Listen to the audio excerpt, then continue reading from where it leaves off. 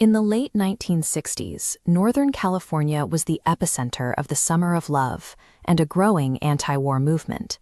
But beneath this era of counterculture, a shadow was looming over the San Francisco Bay Area. This wasn't a killer who wanted to stay hidden.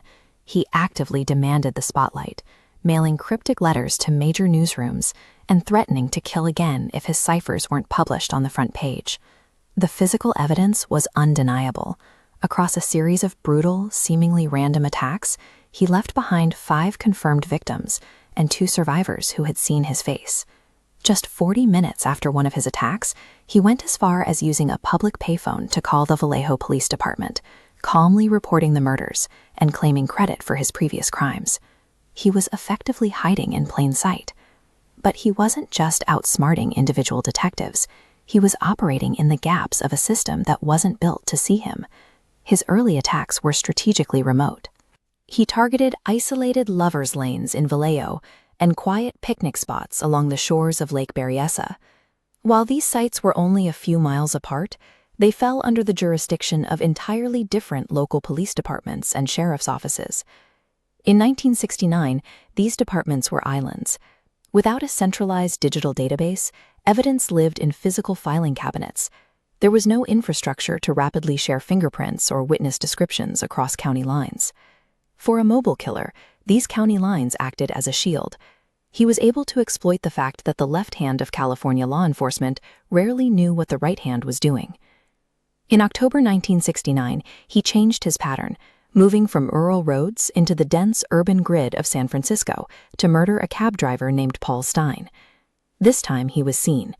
Teenage eyewitnesses across the street watched him through a window as he wiped down the taxi, and they called the police while he was still at the scene. But as the report moved through the system, a critical error occurred. The emergency dispatcher mistakenly broadcast that the suspect was a black male.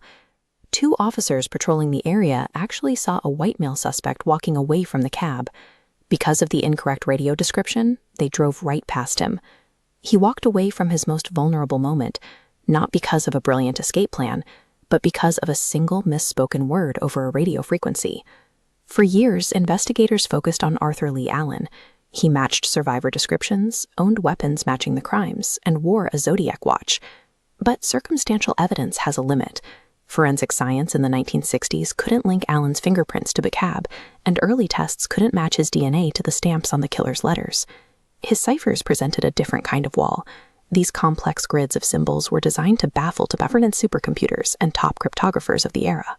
The Z340 cipher remained a mystery for 51 years.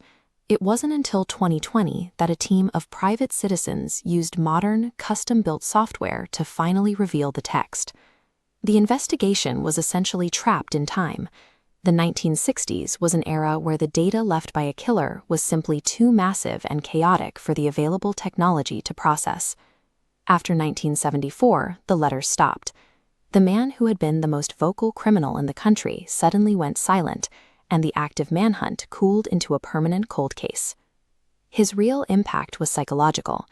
By turning the news cycle into his personal soapbox, he proved that a killer could use public fear to hold an entire region hostage without ever being seen. But the system that once failed to connect the dots has been replaced. Today, investigators are turning to forensic genealogy, using modern genetic testing to track suspects through their own family trees. This was the breakthrough that finally unmasked the Golden State Killer after decades of silence, proving that modern science can bridge the gaps that once allowed cold cases to stay cold. The gaps the Zodiac lived in are closing. While he benefited from the divided jurisdictions and paper files of the 1960s, he now faces a digital landscape where even a microscopic trace of his identity can be reconstructed.